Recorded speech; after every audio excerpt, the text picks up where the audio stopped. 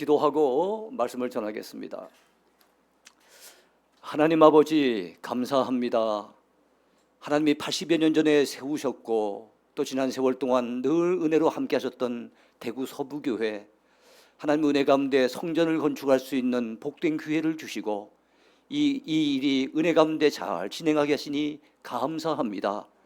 아버지 하나님, 이제 입당을 한 2달여 앞두고 있는 이 시점에 특별히 온 교우들이 전도의 열정을 다시 한번 되새기는 그런 시간을 가지고자 이처럼 귀한 헌신 예배를 드리게 되었사오니 주여 부족한 종을 사용하여 주옵소서. 주의 능하신 말씀이 잘 증거되게 하시고 온 교우들이 함께 도전받고 은혜 받도록 이 시간도 주의 성령께서 역사하여 주시고 부족한 종은 다만 도구로만 사용하여 주시옵소서. 감사드리며 예수님 이름으로 간절히 기도하옵나이다. 아멘. 여러분 교회가 비좁은 가운데 올 여름을 지내시느라 많이 힘드셨을 거예요. 많이 힘드셨죠? 그래도 이제 2달여 있으면은 이제 입당한다고 하니 이제 기대하셔도 좋을 것 같습니다. 저희들도 부럽습니다. 저희도 공간이 좀 비좁고 주차 시설도 좀 부족하고 그런 가운데 있는데 주차 시설이 한 1000평 정도 된다는 얘기를 듣고 굉장히 부러웠습니다. 축하드립니다. 미리 땡겨서 축하드립니다. 자, 옆에 있는 분도 한번 격려하시죠. 여름 내내 고생하시며 수고하셨는데 올 여름에도 수고 많이 하셨습니다. 한번 격려하시기 바랍니다. 한 번 더 인사합시다. 오늘도 은혜 받고 갑시다. 저도 우리 교회에서 늘 설교할 때마다 오늘도 은혜 받고 갑시다 그럽니다. 왜냐하면 은혜 받지 않고 간다면은 이 예배가 무슨 의미가 있을까요? 이 예배 우리가 드리는 1시간 남짓되는 예배지만 하나님은 영광을 받으셔야 될 예배가 되고 또 우리 자신은 은혜를 체험해야 될 그런 예배가 돼야 됩니다. 그래야만 습관적인 무의미한 예배가 아니라 정말로 하나님을 온전히 만나는 은혜의 시간이 될 줄로 분명히 믿습니다. 자, 오늘 제목을 우리가 전도하러 가자, 그런 제목의 말씀을 정해보았습니다. 제 얘기가 아니고 우리 성경에 그렇게 나와 있네요. 우리 큰아들의 이름이 전도입니다. 한참 신학교 다니던 시절에 전도에 대한 열정이 굉장히 뜨거웠을 때 아이가 태어나는데 이름을 전도, 둘째 아들은 기도, 셋째 딸은 찬미. 이래갖고 지금 3자녀가 잘 성장해서 전도, 이 큰아들은 지금 39입니다만 대구 부강교회 지금 부목사로 섬기고 있습니다. 너무너무 감사하죠. 목사의 가정에서 또 다른 목사가 이렇게 성장하게 돼서 사역하는 거 바라보는 그것이 얼마나 큰 기쁨이고 감격인지 모릅니다. 여러분, 일평생 동안 200만 명 정도의 사람들에게 복음을 전하며 외쳤던 미국의 유명한 전도자가 있습니다. 누군지 기억나시겠습니까? D.L. 무디라고 하는 분이에요. 미국의 전도자 하면은 제일 먼저 떠오르는 분이죠. 무디. 근데 이 무디가 이런 말을 했습니다. 이 세상은 좌초한 선박이다. 하나님은 어느 날 내게 구원선을 한 대 내주시면서 말씀하셨다. 무디야, 힘껏 다니며 다 건져내거라. 무디가 열심히 전도했던 이유가 그거라는 거예요. 기도하는 가운데 하나님께서 주시는 은혜, 그게 무엇인가 하면 구원선을 하나 내주시면서 무디야, 온 곳 다니면서 힘껏 건져내거라. 이런 하나님의 어떤 감동을 받아서 무디는 평생 동안 200만 명에게 복음을 전했다고 하는 참 대단한 일이죠. 우리 하나님의 주된 관심이 어디 있겠습니까? 참 죄악의 물결 속에 휩싸여서 죽어져가는 문 영혼들, 멸망의 길을 가는지도 알지 못하고 살아가는 그 불쌍한 영혼들, 그 영혼들을 건져내시고 구원해내시고자 하는 것이 하나님의 뜨거운 소원입니다. 불타는 소원인 거죠. 우리 예수님이 이 땅에 오신 목적도 동일합니다. 오늘 예수님께서는 마가복음 1장 38절에서 말씀하셨습니다. 우리가 가까운 마을들로 가자.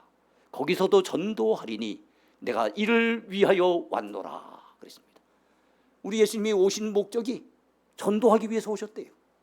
그래서 가까운 마을들로 가자, 제자들에게 말씀하시는 것은 내가 이를 위해서 왔다 하면서 그것이 바로 전도라 그랬잖아요. 거기서도 전도하리니 요 구절을 딱 줄여서 얘기하면은 우리가 전도하러 가자. 오늘 설교 제목이 되는 거예요.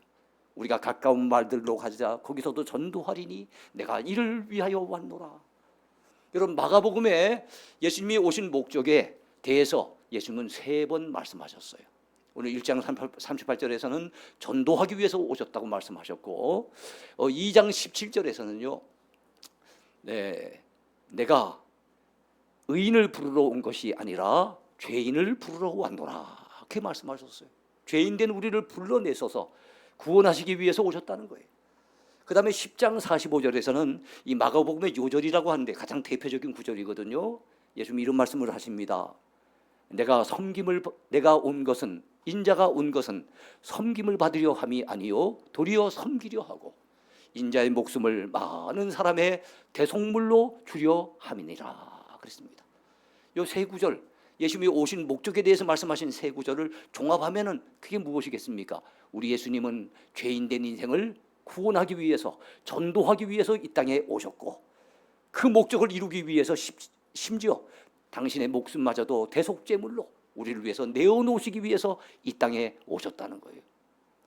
예수님이 오신 목적, 십자가 지시고 희생당하셨던 목적, 그것은 바로 전도하여 우리 영혼 건져내시는 것이 목적이었어요. 예수님은 이 땅을 떠나시면서 보혜사 성령님을 보내주신다고 약속하셨죠. 그러니까 성령님께서 이 땅에 강림해 오셨는데 성령님이 오신 목적도 바로 전도와 밀접한 관련이 있습니다. 예수님께서는 사도행전 1장 8절에서 이런 말씀을 전해 주셨습니다. 너희에게 성령이 오실 것인데 성령이 오시면은 너희가 권능을 받고 예루살렘과 온 유대와 사마리아와 땅끝까지 이르러 내 증인이 되리라.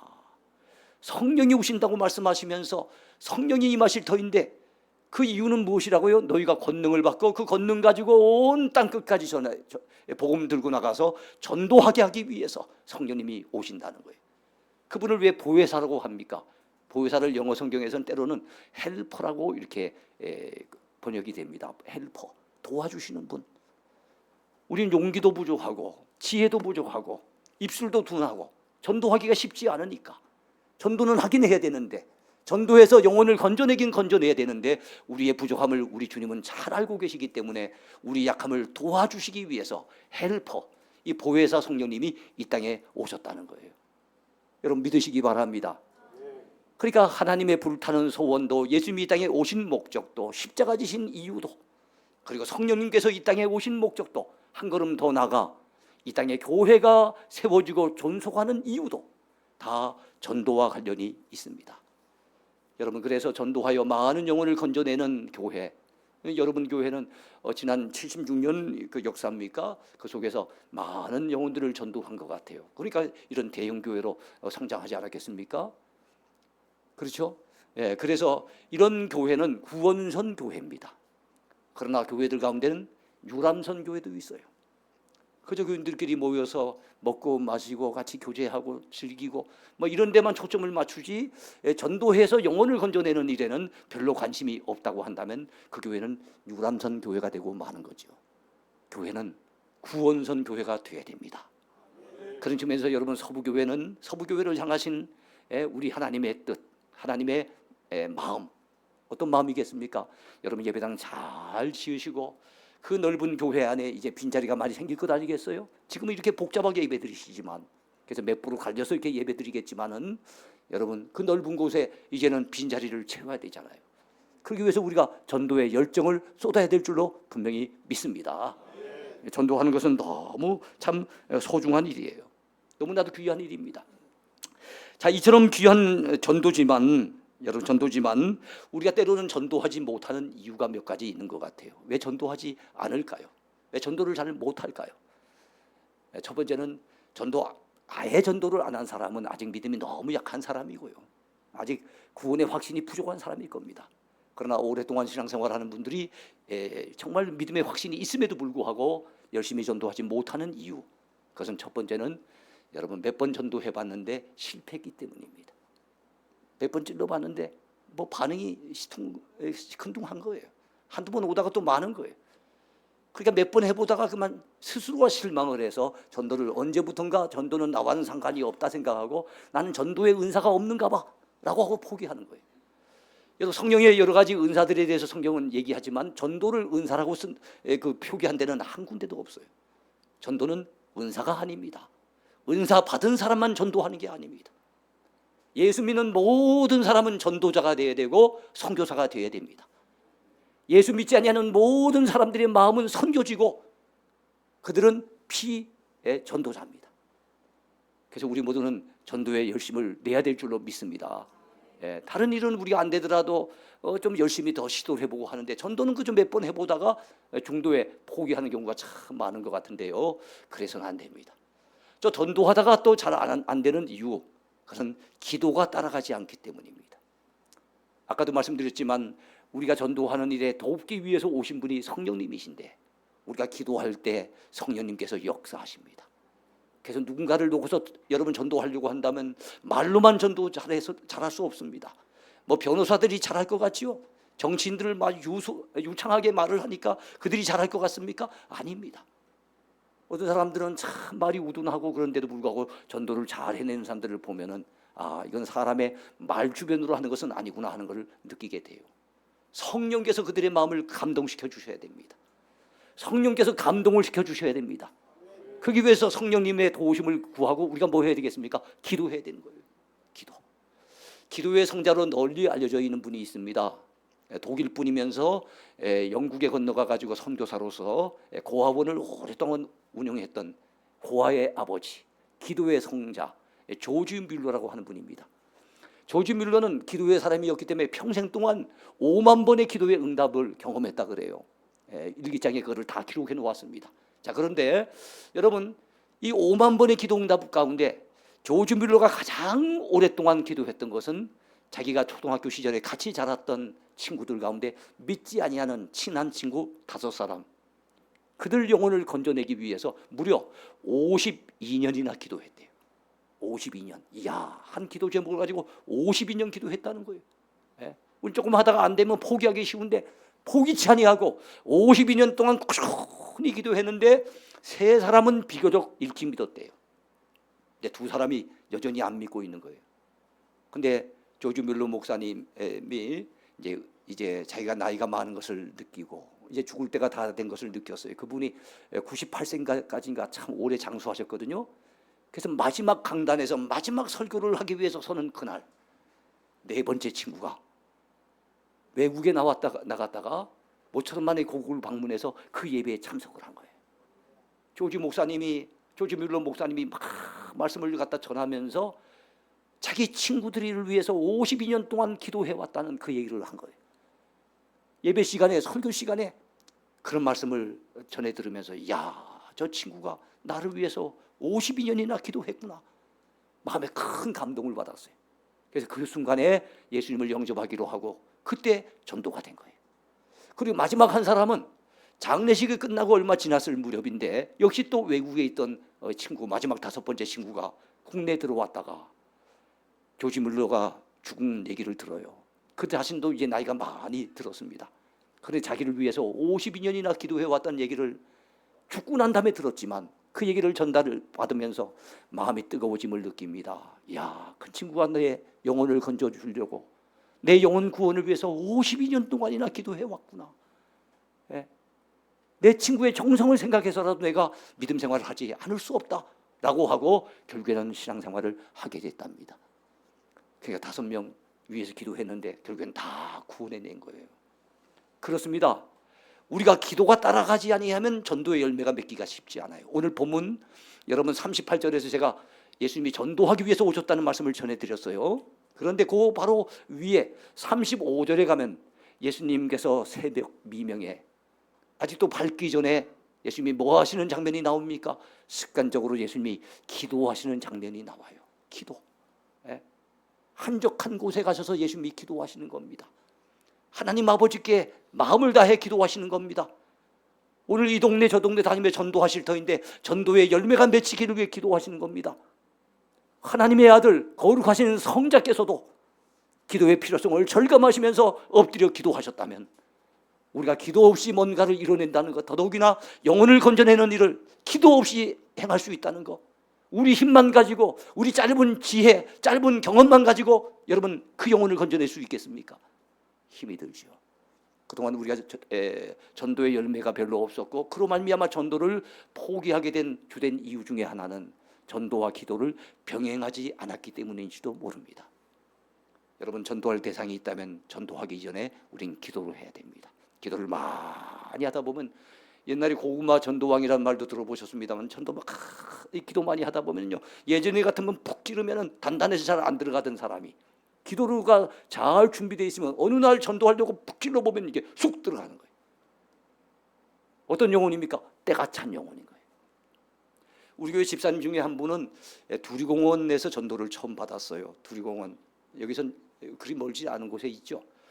두리공원에 어느 날 점심시간에 직장에서 점심을 먹고 벤치에 나와서 잠깐 앉아 쉬고 있는데 마침 그 옆에 청년이 한 사람, 남청년이 하나 있었어요. 이 총각한테 어느 교회 여 집사님이 나와가지고 열심히 전도를 했답니다. 열심히 전도했는데 이 총각은 한참 전도를 듣더니만 벌떡 일어나더니만 뭐라고 하는가 하면 아유 난 관심 없어요. 그냥 가버린 거예요. 근데 그 옆 벤치에 앉아 있었던 그 당시 노처녀였던 우리 그 전미영이라고 하는 집사님인데 그 집사님이 여 집사님의 손을 잡고 얘기하는 거예요. 제가 혹시 교회 나가도 되겠습니까? 그런 거예요. 할렐루야. 야, 여기 열심히 전도했는데 사실 이 사람을 목표로 전도했지만 옆에서 그 복음을 듣고 있었던 사람의 마음에 감동이 임한 거예요. 성령께서 역사하신 줄로 믿습니다. 결국 전도가 되어졌어요. 나중에 신앙생활하다가 우리 교회가 북구 칠곡 지역에서 개척하게 됐을 때 마침 저희 집사람 그 직장 동료가 되는 바람에 그래서 우리 교회 개척 멤버로 이렇게 참여해줘서 큰 힘이 되었던 집사님이었어요. 그래요. 열심히 누군가 전도하면 그 사람이 믿는 경우도 있지만 그 사람이 아니면 주변에 있는 다른 사람이라도 믿습니다. 우리 교회가 온 교회가 전도 열심히 하면 전도했던 그 대상자가 돌아오는 경우도 있지만 그렇지 않다 하더라도 하나님께서 누군가 다른 영혼이라도 그 교회에 많이 보내주실 줄로 믿으시기 바랍니다. 전도 안 하는 교회는 부흥은 없습니다. 전도 안 하는 교회 성도들은 언젠가 하나님 앞에 서는 그날 아마 부끄러움을 당할 수 있습니다. 당할 겁니다. 그러니까 여러분들은 그렇지 않을 것 같아요. 제가 아까 들어봤더니 코로나 기간 동안에는 잠깐 쉬고 있지만 예전에는 월요일 전도팀, 화요일 전도팀, 수요일 매 주일을 제외하고 매 요일마다 전도팀이 있다고 그러더라고요. 그래서 이번에 이제 새로운 마음가짐을 새 출발한다는 얘기를 듣고 와 서부교회 참 열심히 전도하시는구나. 그래서 저도 도전을 받았어요. 저희 교회 팀도 일주일에 한 이틀 정해가지고 좀 하고 있습니다만 이렇게 매일 같이는 못 하고 있는데 참 대단하십니다. 예. 사랑하는 성도 여러분이요, 우리 모두 전도의 일꾼들이 되십시다. 전도해야 될 주된 이유 중에 하나, 아까도 말씀드렸던 하나님의 불타는 소원이며 예수님이 오신 목적이며 성령님이 이 땅에 임하신 이유이며 그리고 이 땅에 교회가 세워진 이유라는 거 말씀을 드렸습니다만 또 한 가지 이유, 그것은 예수 그리스도에 의해서 하나님의 구원 계획은 다 이루어졌습니다. 누구든지 예수 믿기만 하면 누구든지 다 구원받는 길이 다 준비되었습니다. 다 열려져 있습니다. 다만 사람들이 모를 뿐입니다. 알지 못해서 죽어가는 겁니다. 구원받는 길이 있는데, 영생 얻는 길이 있는데, 천국 가는 길이 있는데 사람들이 몰라서 그래서 지금도 멸망의 길로 달려가고 있는 것입니다. 그렇다면 뭐 해야 되겠습니까? 알려줘야 되죠. 여러분 지금 현재 어느 연립주택에서 불이 났습니다. 마침 어떻게 안 자고 깨어 있다가 불이 난 것을 알고 급히 뛰어나온 사람 얼마나 복 있는 사람입니까? 그러나 그 사람이 여러분 복 있는 사람인 건 분명하지만 자기 혼자만 살았다고 춤추면서 그냥 사라져 간다면 그 사람은 아주 나쁜 사람이에요. 나도 살아야 되지만 아직까지도 그 사실을 알지 못하고 그 집에 들어있는 여러 사람들을 향해서 불이라고 큰 소리를 질러야 됩니다. 문을 두드리면서 빨리 나오라고 소리를 질러야 되는 겁니다. 그렇지 않습니까? 그렇지 않다면 조금 전에 여러분 저 연립주택에서 빠져나온 그 사람 혼자만 자기가 살았다고 한다면 아주 나쁜 사람인 거예요. 전도가 이와 같습니다. 예수님 안에 구원이 있다는 걸 분명히 믿고 예수 믿으면 천국 간다는 걸 분명히 믿고 예수님은 나와 같은 죄인을 위해서 이 땅에 오셔서 십자가 지시고 나를 위해서 구원의 길을 열어주셨다는 걸 분명히 믿으면서도 내 가족들에게 알려주지 않고 내 친척들에게 침묵하며 내 주변의 이웃들에게 한마디도 않고 지내고 있다고 한다면 그건 직무유기도 엄청난 직무유기입니다. 하나님 앞에 우리는 책망받을 수밖에 없는 거지요. 그러므로 여러분, 예수님을 만난 우리는 전도해야 됩니다. 구원의 길을 깨달은 우리는 전도해야 됩니다. 천국이 있고 지옥이 있다는 것을 알게 되는 우리는 외쳐야 되는 거예요. 저는 고등학교 시절에 예수님을 믿었습니다. 제가 경상도 상주에서 태어났습니다만 4살 때 강원도 갔어요. 제 억양이 아마 경상도 억양보다는 강원도 쪽의 억양일 겁니다. 강원도에서 한 20년 이제 자랐는데요. 고등학교 시절에는 마침 서울에 공부하기 위해서 올라갔었습니다. 올라가서 거기서 처음으로 예수님을 믿은 거예요. 전도받고 예수님을 고2 때 믿게 되는데 고3 때 제가 신학을 가려고 마음의 결심을 한 걸 보면, 물론 바로 이루어지지 못하고 이제 시간이 끌었습니다만 어쨌든 그런 마음을 먹은 거 보면 짧은 기간 동안에 하나님이 엄청난 은혜를 부어주셨어요. 근데 고3이 되던 어느 날 전보가 한 통 왔습니다. 전보. 요즘은 전화가 있지만 휴대폰도 있지만 옛날에는 웬만한 부잣집 아니면 시골에는 전화가 없었어요. 그러니까 주로 급한 일이 있으면 전보로 갖다 연락을 하는 겁니다. 전보가 왔는데 그 전보의 내용이 무엇입니까? 부사망 속내요. 아버지가 돌아가셨으니 속히 내려오라는 거예요. 그때 기본이 열자잖아요. 열자가 넘으면 또 돈이 붙으니까 짤막하게 우리 어머니가 보내셨는데, 부사망, 아버지가 돌아가셨으니 속내요, 속히 내려오더라. 야, 그 참 이 전보를 갖다 보면서 막 가슴이 철렁한 거예요. 하늘이 막 무너져 내리는 것 같은 거예요. 그래서 그 당시 청량리에 가가지고 보급 열차를 타고, 그 보급 열차를 저 강원도, 제가 이제 그 바닷가 이 동해시라고 하는 곳이에요. 옛날에 묵호라고 하는 곳인데 거기까지 가기 위해서 기차를 타고 내려오면 영주, 제천을 거쳐서 영주까지 내려왔다가 영주에서 다시 강원도로 해서 올라가거든요. 11시간 반에서 12시간 정도 걸립니다. 그 12시간 가까이 걸리는 동안에 그 기차 안에서 계속 흐느끼며 울었습니다. 주변 사람들을 의식하지도 못하고 울었어요. 울면서 제 마음속으로 막 흐느끼면서 부르짖는 간절하고도 애타는 기도가 있었어요. 그게 뭐겠습니까? 하나님, 우리 아버지 아직까지 예수님 모릅니다. 예수님만 믿으면 지옥 가는 것이 분명할진데 우리 아버지가 어떻게 해서 갑자기 돌아가셨는지도 잘 모르겠지만 믿고 돌아가셨다면 이렇게 안타깝지는 않는데 안 믿고 돌아가시면 지옥 가시는데 어떡합니까? 절대로 우리 아버지 지옥 보내면 안 됩니다. 하나님, 우리 아버지 좀 건져주세요. 하나님, 우리 아버지 예수 믿을 기회 한 번만 주세요.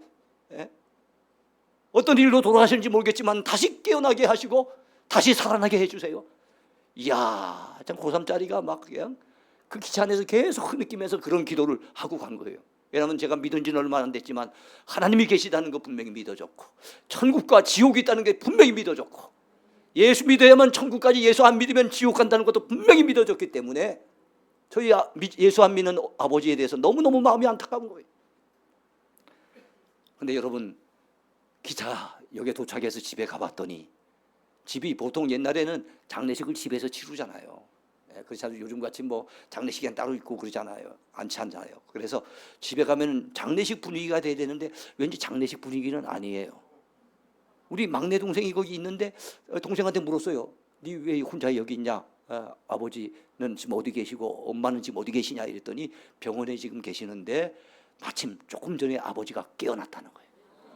할렐루야. 참 아버지가 깨어났다는 거예요. 어떻게 해서 아버지가 그렇게 돌아가시게 됐냐 했더니 그 술에 잔뜩 취해서, 약주를 워낙 좋아하시는 분이니까 잔뜩 취해가지고 자전거를 타시고 높은 고개, 우리 집으로 올라면 이 도심 한복판에서 높은 고갯길을 넘어야 되거든요. 그 고갯길을 넘어오시는데 자전거를 삐뚤삐뚤 타고 오시다가 그 낭떠러지에 떨어지셨는데, 낭떠러지가 한 5m 정도 되는 낭떠러지죠. 그 밑에는 철로가 있습니다. 철로. 거기를 떨어졌다는 거예요. 그래갖고 머리도 다치시고 다리도 다치시면서 그만 의식을 잃고 돌아가셨다는 거예요. 그러니까 우리 어머니는 장남이 지금 서울 공부하러 가 있으니 장남이 없는 장례식 치를 수 없고, 그러니까 급히 막 연락을 한 거예요. 근데 하나님의 은혜 가운데 다행히 머리는 크게 안 다치셨는가 봐요. 의식이 회복되시고 다리는 부러지셨지만 그 이후에 다리는 이렇게 접합 수술을 받고 해가지고 회복이 되셨어요. 그리고 난 다음에 저희 아버지, 저희 어머니를 빠른 시간 내에 전도하게 됐습니다. 할렐루야. 너무 감사하잖아요. 간곡하게 기도했더니 하나님이 응답하시는 거예요. 이야, 참. 여러분, 전도에 있어서 가장 중요한 게 뭔가를 말씀을 드릴게요. 이게 오늘 제가 전하고자 하는 핵심 초점입니다. 전도를 우리가 못하는 이유, 아니면 전도가 잘 되는 이유, 그 차이점은 뭘까요? 영혼 사랑하는 마음입니다. 영혼 사랑하는 마음이 뜨겁지 못하면 전도하기 어려워요. 전도가 부담만 되고, 될 수 있으면 회피하고 싶어요. 교회에서 무슨 전도 행사한다 그러면 어떤 핑계를 대서라도 피하고 싶어요. 근데 영혼 사랑하는 마음이 뜨거우면 전도하지 않고는 견딜 수 없어요. 영혼 사랑하는 마음이 뜨거우면 어찌하든지 전도하려고 몸부림을 치게 됩니다. 여러분, 오늘 우리가 마가복음 1장을 읽었습니다만 그 한 장을 넘겨서 2장에 들어가 보면 2장 초반부에 한 병자가 고침받는 이야기가 등장합니다. 그 병자는 중풍병자입니다. 가버나움의 중풍병자가 고침받은 얘기 아마 여러분 설교를 통해서 여러 번 들어보셨을 거예요. 나오는데 여러분, 그때 이 중풍병자는 스스로가 움직일 수 없는 병에 있기 때문에 스스로 예수님에게 찾아나올 수가 없었어요. 누가 그를 갖다 예수님에게 데려갔습니까? 바로 동네 사람들이, 그 동네 사람들이 데려간 거예요. 그래서 그 구절을 통해서 저는 어느 날 우리 교회에서 설교를 이렇게 했습니다. 사랑하면 보입니다. 이렇게 설교를 했어요. 사랑하면 보입니다. 그럼 사랑하면 뭐가 보일까요? 이 가버나움 동네 사람들은 사랑했어요. 그 불쌍한 병자, 중풍병으로 인해서 오랜 세월 끙끙거리면서 꼼짝달싹하지 못하고 누워있는 그 병자를 사랑하는 마음이 있었어요. 그러니까 첫 번째 무엇이 보였습니까? 사랑하면 불쌍한 영혼이 보입니다. 얼마나 불쌍할까? 얼마나 안 됐나? 저 꼼짝달싹하지 못하고 저렇게 수년 동안 누워있으니 얼마나 답답할까? 이런 생각이 드는 거예요. 불쌍한 그 영혼이 보이는 겁니다. 두 번째, 사랑하면 보입니다. 무엇이 보일까요? 그 영혼의 필요가 보여집니다. 필요. 예수님은 저에게만 필요한 분이 아닙니다. 예수님에게는 여러분에게만 필요한 분도 아닙니다. 온 인류에게 예수님은 다 필요한 분이에요. 여러분 믿으시면 아멘 하시기 바랍니다. 예수님은 필요 없는 인생은 없어요. 그래서 저 영혼이 예수님이 필요하구나, 예수님에게만 데려가기만 한다면 저 사람도 고침받을 수 있을 텐데, 예수님에게만 데려간다면 저 사람도 일어날 수가 있을 텐데, 그 사람에게 예수님이 필요하다는 것을 그들이 보이기 시작한 거예요. 그들에게 보이기 시작한 겁니다. 세 번째, 사랑하면 보입니다. 무엇이 보일까요? 여러분, 해결하는 방법이 보입니다. 도와줄 방법이 보여요. 마침 데려갔는데 그날따라 얼마나 사람들이 많이 들어섰는지 그 가버나움의 집 앞에, 예수님이 계신 집 앞에 인산인해를 이루고 있습니다. 도무지 뚫고 들어갈 방법이 없어요. 그럼 어떡할까요? 대다수의 경우 포기하지요. 우리도 전도해 보려고 하니까 이건 문제고 저게 문제고, 이런 핑계 저런 핑계 때문에 우리가 전도를 그런 이유 때문에 포기할 때가 얼마나 많습니까? 근데 그들은 포기하지 않았어요. 사랑하니까, 그 영혼을 도와주고 싶으니까, 그 영혼을 고쳐주고 싶으니까, 그 영혼을 살려주고 싶으니까 뭔가 방법이 없을까? 사랑하는 마음이 뜨겁다 보니까 보이기 시작한 거예요. 뭐가 보이게 된 겁니까? 지붕에 올라가서 지붕이라도 뜯어내자. 그래서 침상을 갖다 지붕 위에서 지붕을 뜯어내고 달아내리면 예수님 바로 앞에다가 내려놓을 수 있지 않겠는가? 와, 사랑하는 마음이 뜨거웠더니 보이기 시작한 겁니다. 그래서 그 일을 갖다 감행을 했어요. 사실 주인이 나와서 고래고래 소리 지면서 욕할지도 몰라요. 나중에 변상해 줘야 될지도 몰라요. 남의 집 지붕을 뜯는다는 게 어디 쉬운 일입니까? 그럼에도 불구하고 이 한 영혼을 건져내겠다는 열망 때문에 결국에는 그를 예수님 앞으로 데려가잖아요. 예수님이 소자야 내 죄사함을 받았느니라 하시면서 고쳐주실 때 그들의 믿음을 보시고 고쳐주셨다고 성경은 분명히 말씀하고 있습니다. 그들의 믿음. 한 사람이 아니에요. 그 다음 네 사람이 메고 갔다 해서 네 사람만이 아니에요. 성경 가만히 보면은 네 사람의 젊은 사람이 울로 메고 갔지만 그 동네 사람들이 막 동원이, 여러 사람이 동원이 된 거예요. 동네 사람들은 다 하나같이 마음을 품은 겁니다. 어떤 마음요? 저 사람 살려보자, 저 사람 고쳐보자, 저 사람 예수님에게 한번 데려가 보자. 여러분, 이런 어떤 열망들, 이런 뜨거운 열망들이 우리 대구 서부교회 가운데 불붙게 되기를 축복합니다. 예. 그러면 역사가 일어나는 거예요. 예. 제일 중요한 것은 사랑하는 마음입니다. 영혼 사랑하는 마음. 제일 애틋한 게 내 가족, 내 친지겠죠. 그래서 내 가족, 가까운 가족 등 중에도 아직 안 믿는 사람이 있으면 그들부터 시작을 해야 됩니다.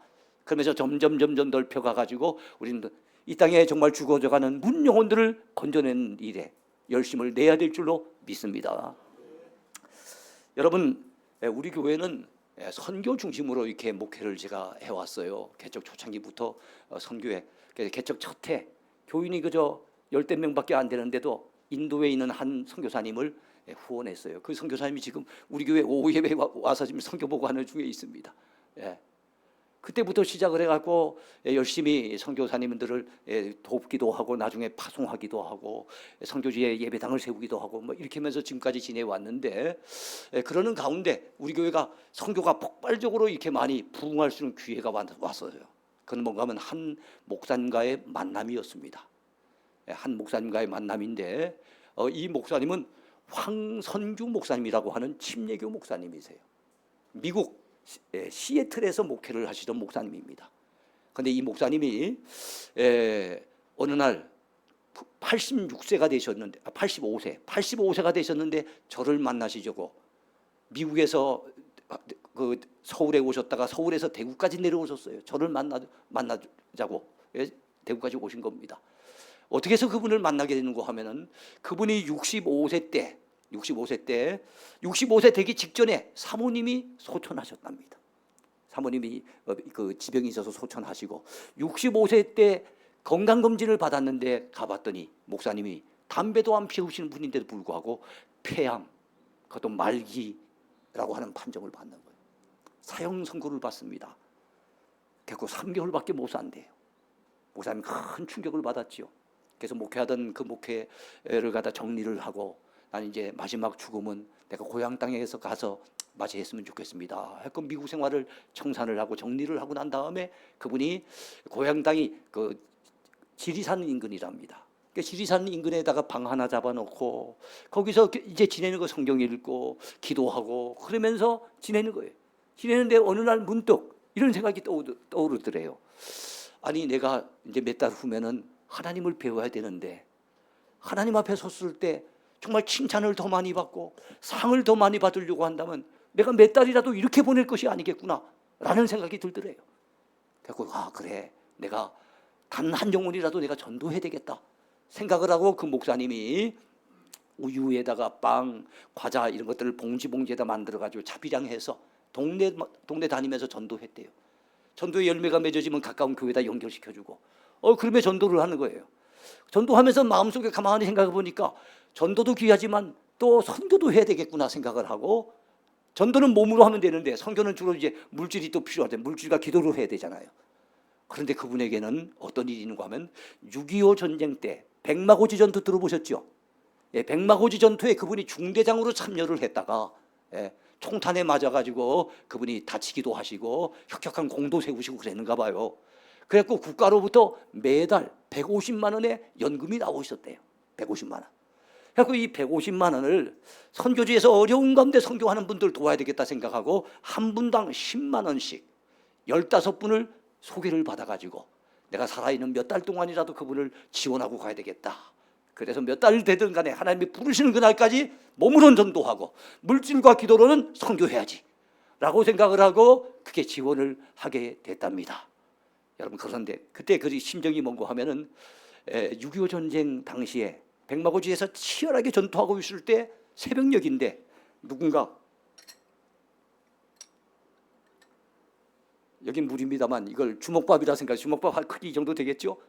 주먹밥을 하나 딱 전달해 주는데 이야 밤새도록 치열하게 전투했으니 얼마나 허기가 질 겁니까? 그때 주먹밥을 하나 먹는데 이야 어디서 그런 힘이 생기는지 그거 먹으니 얼마나 힘이 생기는지 그 주먹밥 하나의 그 가치가 엄청나다는 걸 그때 느꼈다는 거예요. 그래서 선교지에서 어려운 가운데 사역하는 선교사님에게는 매달 10만 원이라고 한 돈이 적다면 적을 수 있지만 어떤 분에겐 그게 주먹밥 같은 그런 큰 가치 있는 물질이 되지 않겠는가 생각하고 지원했다는 거예요. 근데 여러분 하나님이 그걸 참 기쁘게 보셨는가 봐요. 3개월이 지나도 하나님이 안 불러가십니다. 6개월이 지나고 1년이 지나도 안 불러가십니다. 3년이 지나고 5년이 지나도 안 불러가시는 거예요. 그 계속 전도하고 이제 선교 활동은 하시다가 그분의 기도하시는 가운데 마음을 바꿔 먹었어요. 아, 내가 이럴 것이 아니라 하나님이 정말로 내게 생명을 더 연장시켜 주신다면, 하나님이 정말로 전도하고 선교하는 걸 귀하게 여기신다면, 내가 이거를 내 혼자 하면은 한계가 있고 얼마 못하니까 내가 선교회를 하나 만들어서 후원자들을 많이 모아보자. 그러면 보다 많은 선교사님들을 지원할 수 있지 않겠는가 라고 생각을 하고, 그분의 연세 70세 GSM 굿 세퍼워드 미션, 선한 목자 선교회라고 하는 선교회를 만드신 거예요. 네, 선교회를. 그리고 그 일 잘 감당하시라고 하나님께서 좋은 사모님을 또 베풀로 연결시켜 주셔갖고 70세 재혼도 하셨어요. 재혼도. 이야, 참.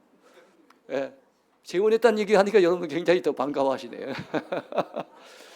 자, 이 재혼도 하시고 선교회를 갖다가 이제 갖추시게 됐는데, 그때부터 본격적으로 후원자를 물색하면서 그 선교회가 이제 발전해 나가는데, 선교사를 훈련하고 파송하는 선교 일은 안 하고 이미 나가 있는 선교사들을 잘 검증을 해서 그 후원이 필요한 선교사님들을 1대1로 매칭을 시켜주는 거예요. 한 가정이 한 선교사님을 10만 원씩 후원하고, 그럼 선교사님은 고맙다고 문자도 보내주고 선교지에 있는 좋은 소식도 전해주고 기도 제목도 서로 나누고, 그러면서 1대1 동력 선교, 이 매칭이 이루어지기 시작했는데, 그분이 몇 년 동안 더 사셨겠습니까? 65세 3개월밖에 못 사신다는 그분이 결과적으로는 저를 만날 때가 85세. 저를 만나신 이유는 대구 지부장을 좀 맡기기 위해서, 그 선교회 대구에서 이 일을 좀 감당할 사람이 필요하다 싶었는데, 누군가 어느 선교사님이 저를 추천을 해줬던가 봐요. 예, 그래가지고 저를 만나기 위해서 일부러 미국에서 오셨다니까요. 그 두 시간 반 동안 그분하고 대화를 나눈 중에, 야, 그분의 열정, 와, 85세 노인인데도 영혼을 사랑하는 마음, 선교사님들이 고생하는 그거를 알면서 어찌하든지 참 힘이 돼주려고 애틋하게 지니고 있는 그 마음, 무엇보다도 하나님 앞에 섰을 때 큰 상을 받겠다라고 하는 그런 열망, 와, 이게 엄청난 거예요. 2시간 반 동안 제가 완전 매료를 당해가지고, 그래서 거절할 수 없었어요. 그럼 제가 한번, 참 미약한 힘이지만 한번 거들어 돕겠습니다. 이래갖고 그 지부장을 제가 맡게 되는데, 그래서 그분을 만나고 6년 동안 같이 그분을 도와가지고 우리 교회가 그런 일에, 선교하는 일에 1대1 우리 성도들하고 우리 그 선교사님을 매칭을 시켜주는 거, 첫 해는 15명밖에는 나오질 않아요. 15가정. 근데 지금 한 몇 년은 흘렸죠. 6, 7년 이제 흘렀는데, 우리 교회에서는 지금 116가정이 116분의 선교사님을 지원하고 있습니다. 지금 저도 야, 어떻게 이만큼 우리 교인의 형편을 제가 어느 정도 알잖아요. 한 3, 40가정이 나왔다면 이해가 되는데 100가정 이상이 나온다는 게 이게 참 힘든 일인데 왜 이렇게 가능한 거예요? 예? 그분하고 만나서 이렇게 참 선교 열정을 갖다 붙어서 일하다가 그분이 2년 전에 91세로 하나님 앞에 부르심을 받았어요. 65세 가신다는 분이 26년 동안 더 살아계시면서 선교의 열정을 가지고 선교회를 갖다 이끌어 오셨는데, 혼자서 15명을 지원하던 그분이 한 20여 년 선교 사역을, 26년이죠. 26년 사역 감당하시는 동안에 지금은 1,500명 넘는 선교사님을 지원하고 있습니다. 70세의 노인이 시작했는데, 그것도 병들어서 이제 몇 달 더 살지도 모른다고 그런 생각을 가진 노인이 시작했던 일인데, 덤으로 사는 인생이라고 최선을 다했을 뿐인데, 하나님이 힘을 주셔서 그분에게 26년 동안 90이 넘도록 장수하실 수 있는 복을 주실 뿐만 아니라 비행기를 타고 세상 곳곳에 다니며 선교하게 만드셨고, 15명 지원하던 그 선교회가 지금은 이제는 1,500명을 넘게 지원하는 선교단체로 발전해 나간 거예요. 여러분, 우리 하나님은 전도하는 거 굉장히 기뻐하십니다. 우리 하나님은 선교하는 거 대단히 기뻐하십니다. 우리 하나님의 관심은 영혼 구원에 있습니다. 이 대구 서부교회가 정말 76년 전에 이곳에 세워진 것도 하나님께서 많은 영혼을 구원하시려고 그런 목적으로 분명히 세우셨을 거예요. 그래서 지금까지 이 교회를 통해서 많은 영혼들이 구원받았습니다. 그 여러분들을 통해서 또 해외 많은 선교사님들이 또 힘을 얻고 용기를 얻을 수 있겠지요. 지금까지 그 일을 잘 감당하신 것처럼 앞으로도 더 열정을 가지시고 전도하는 일에 더 열정을 쏟아서 이 선교하는 일에 여러분이 동참하시는 주의 일꾼들 다 되기를 축복합니다. 제가 개척하기 직전 얘기 잠깐 얘기할게요. 개척을 한 지가 31년 됐습니다, 올해. 그리고 개척하기 전에는 경남 합천이라고 하는 곳에 시골교회를 한 8년 섬겼어요. 담임전도사로. 쌀 한 말 받기로 하고 내려갔습니다. 갔더니 교인들이 어른 7명, 어린아이 3명 나오더라고요. 어른 7명이 다 노인분, 연세가 많으신 노인분들이에요. 그래서 한 달에 헌금이 나오는데 저한테 쌀 한 말 사준다는 그것도 지키기가 쉽지 않을 정도로 형편이 어려웠습니다. 우리 교회 최고의 헌금은 제가 드리는 11조였는데 대구 동부교회에서 5만 원을 지원을 받고 노회에서 3만 원을 지원받아서 8만 원 지원받은 11조 8천 원 한 게 우리 교회 한 달 헌금 중에 최고의 액수였어요. 물론 지금 3, 40년 전의 얘기지만 그 당시 정말 열악했어요. 그런 가운데 전도해보니 시골교회 쉽지 않더라고요. 그래서 어른들 전도하는 것도 하지만 애들이 그래 전도하기가 안 낫겠나 싶어서 초등학교 앞에 가서 열심히 전도했어요. 그랬더니 애들은 전도가 되더라고요. 그래서 애들이 셋밖에 없었는데 10명 나오고 15명 나오고 계속 이게 이제 늘어나는 거예요. 그래서 어느 날 애들한테 내가 사랑하는 마음 가지고 그냥 나오라고 하기보단 그래도 간식이라도 하나 줘야 되겠다 싶어가지고 그 당시 저한테는 적은 돈이 아니었죠. 1,000원을 주면은 산도 한 통을 살 수가 있었습니다. 산도. 산도 한 통을 딱 샀어요. 사가지고 산도가 몇 개인지 아십니까? 2개 아니고 20개. 20개였어요. 20개. 산도 한 통을 딱 샀는데 우리 아들, 큰아들 전도가 토요일날 2개를 먹어 치워버렸어요. 그래서 주일날 되니까 딱 18개가 남았는데 그날 아이들이 18명 딱 참석했더라고요. 그래서 나눠줬어요. 그때까지만 해도 별 느낌 없이 나눠줬어요. 근데 그 다음 주간에 왠지 한 통 가장 모자라는 느낌이 좀 들어서 혹시 애들이 더우면 어떡할까 싶어서 2통 사면 좋을 텐데 제가 그런 믿음도 안 되고 형편도 안 돼가지고 한 통하고 낱개로 5개를 더 샀어요. 몇 개입니까? 25개. 우리 전도가 또 2개를 먹어버렸어요. 몇 개 남았습니까? 23개가 남았죠. 근데 주일날 아이들이 23명 딱 온 거예요. 그때 제가 2주 딱 하니까 마음속에 생각이 와 이게 우연이 아닌 것 같다. 뭔가 애들의 수를 하나님이 미리 해야 되시고 이걸 여호와 일에 준비하신 것 같은 느낌이 드는 거예요. 그래서 그 다음 주간에 또 신경이 쓰여가지고 이번에는 조금 더 여유 있게 하자 해가지고 한 통 반 30개를 준비했습니다. 이번에 여유가 생겼다고 우리 큰아들 전도가 3개를 먹어버렸어요. 27개가 남았는데 주일날이 됐어요. 주일학교 시간에 설교를 하는데 다른 날과는 다르게 그날따라 설교하는데 애들의 머리수가 자꾸만 들어와요. 그래서 1명, 2명, 3명 설교하면서 자꾸만 세워보는 거예요. 몇 명 나왔을까요? 27명 나왔으면 얼마나 좋았겠습니까만은 28명이 나온 거예요. 1명 더 나오면 기뻐해야 되잖아요. 근데 살짝 실망이 되더라고요. 그럼 지금까지 됐던 게 그냥 우연히 그렇게 됐는가 생각이 드는 게 살짝 실망이 됐어요. 그래서 설교를 마칠 무렵이 되고 이제 주기도문을 함으로써 예배를 끝날 무렵이 됐는데 6학년짜리 여학생 하나가 참석했는데 자기 동생 남학생 4학년짜리 남학생 하나가 예배 끝날 무렵에 와가지고 자기 누나 옆구리를 콕콕 찌르면서 귓속말로 뭐라 하더는 거예요. 그러니까 주기도문을 하고 눈을 딱 떴는데 보니까 그 6학년짜리 아이가 가고 없어진 거예요.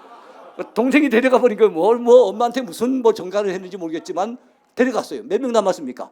27명. 그걸 나눠주면서 제 마음속에 드는 생각이 와 우리 하나님 세밀하시구나. 우리 아이들의 어린 영혼들의 그 머릿수 한 사람 한 사람까지도 다 알고 계시는구나.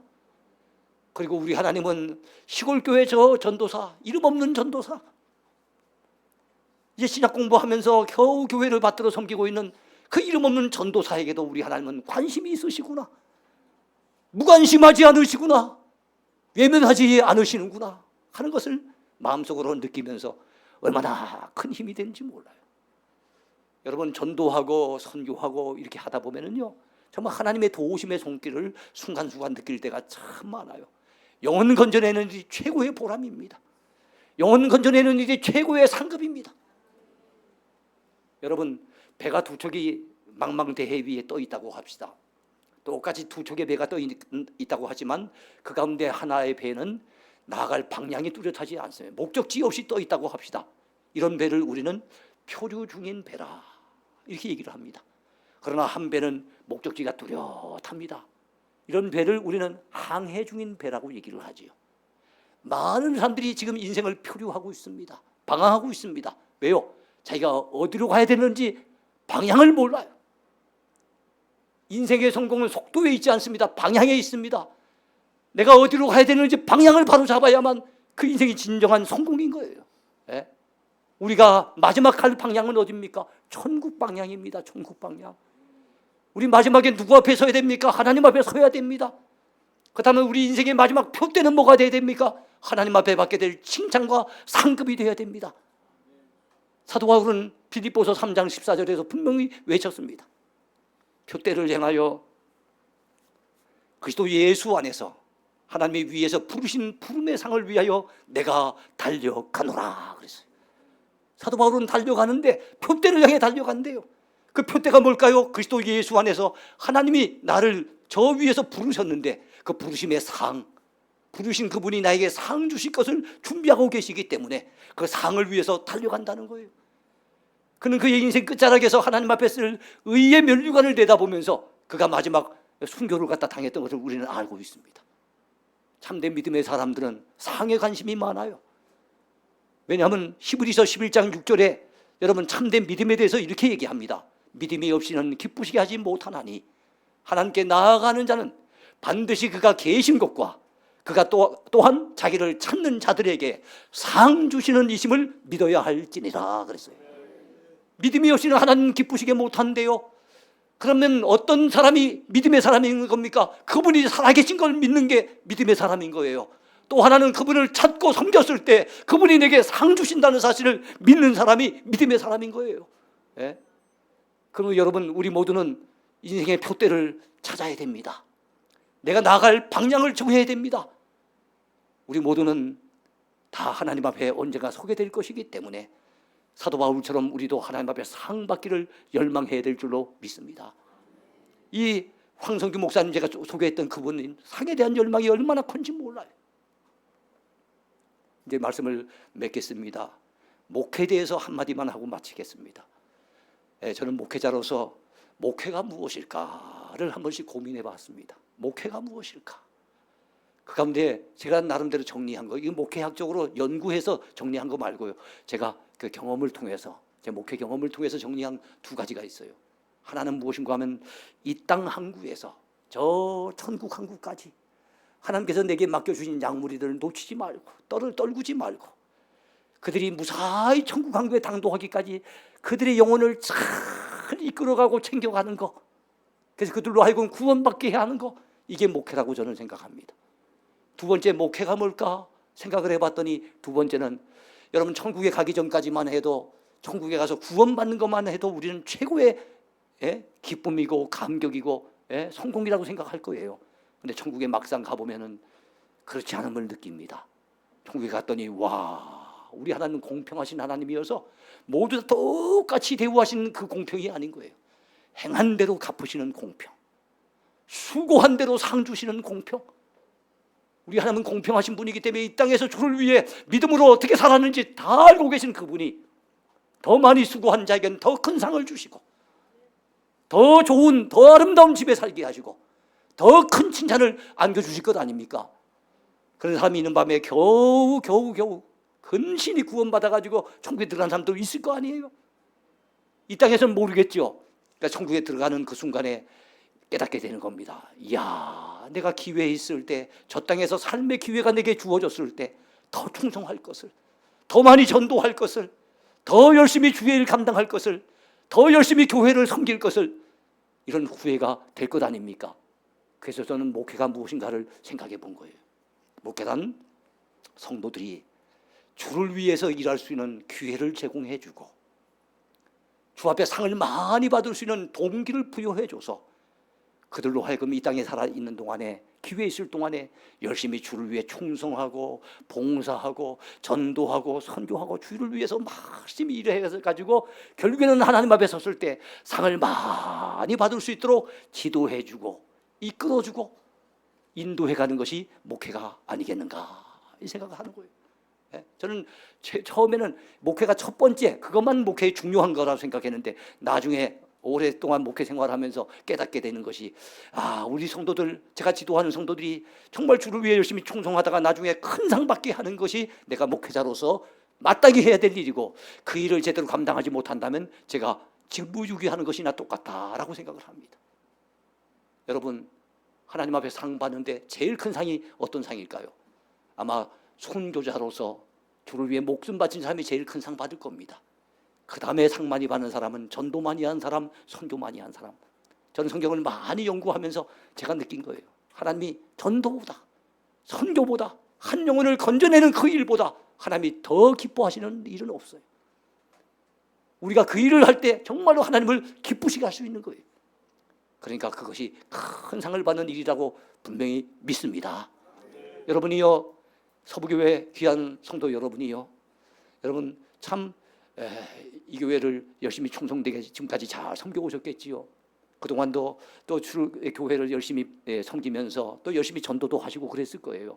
그러나 오늘 들은 말씀을 마음에 새기시면서 여러분이 지금까지 열심히 달려오셨다면 좀 더 힘내셔가지고 앞으로 더 많이 전도하시고 더 힘써 선교하시고 주를 위해 더 열심히 충성하시다가 하나님 앞에 가시길 축복합니다. 그래서 그때 절대로 후회함이 없이 정말 하나님 앞에 부끄러움 없이 설 수 있는 여러분 모두가 되기를 축복합니다. 기도하겠습니다. 자, 오늘 같이 나눈 말씀을 마음에 새기면서요, 우리 같이 하나님 앞에 기도합시다. 이 시간 기도, 다른 기도보다 하나님, 이 시대에 우리를 불러주셔서 구원해 주신 하나님 앞에 구원받은 것으로 만족하지 않게 하시고 언제가 하나님 앞에 섰을 때 잘했다 칭찬받고 큰 상 받을 수 있도록 주의 교회를 섬기는 일뿐만 아니라 전도하고 선교하고 영혼 건져내는 일에 더 열심을 다해서 이 일 사명을 감당할 수 있도록 믿음 더해 주옵소서, 힘을 더해 주옵소서, 영혼 사랑하는 마음으로 뜨겁게 무장시켜 주시옵소서. 우리 같이 한번 기도하겠습니다. 주의 이름을 한번 부르며 기도합니다. 주여, 아버지 하나님 감사합니다. 고맙습니다. 오늘 이 오후 예배 시간에 우리가 함께 하나님의 말씀을 통해서 은혜를 나누었습니다. 우리 하나님께서 얼마나 영혼을 건져내시고 살려내시는 것을 기뻐하시는지를 같이 깨달았습니다. 아버지 하나님이 영혼을 살려내어 전도하는 일, 그리고 선교하는 일, 우리 하나님을 가장 기쁘시게 하는 일이라는 것도 다시 깨닫게 되었습니다. 우리 하나님 아버지, 열심을 내게 도와주소서.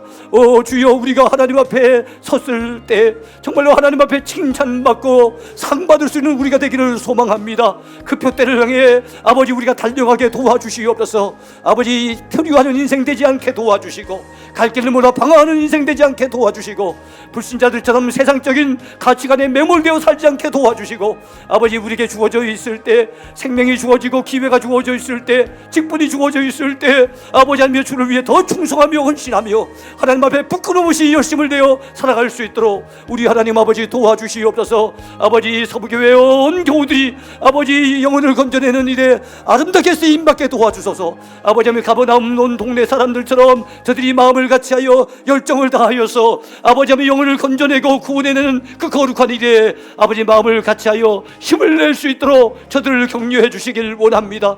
우리 하나님 아버지, 우리의 남은 생에 하나님 앞에 받게 될 그 상급을 내다보며 그 표대를 향해 사도 바울처럼 더 힘있게 달려갈 수 있도록 우리 하나님 도와주시옵소서. 우리 주님, 우리에게 오늘도 말씀하십니다. 우리가 전도하러 가자 말씀하시오니 주의 말씀에 순종하여 영혼 건져내는 그 일에 우리가 모두가 관심을 가지고 참여할 수 있도록 주여 우리를 독려하여 주시옵소서. 감사드리며 예수님 이름으로 간절히 기도하옵나이다. 아멘.